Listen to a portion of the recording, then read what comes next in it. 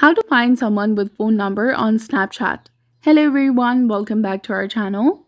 So today we're going to show you how you can find friends on Snapchat using their phone number. So it's a straightforward process. So first, ensure that the Snapchat is installed on your device. Open or launch the application. Tap on the profile picture icon or the avatar in the top left corner of the screen. Now tap on the gear icon in the top right corner.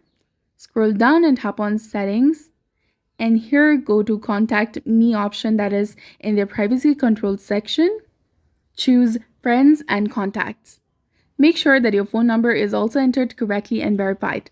This allows others to find you and you to find them. Next, return to the main screen.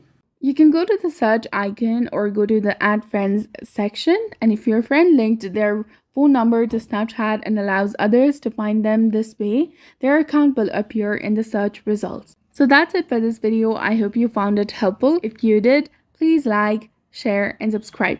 Thanks for watching. We'll see you again in the next one.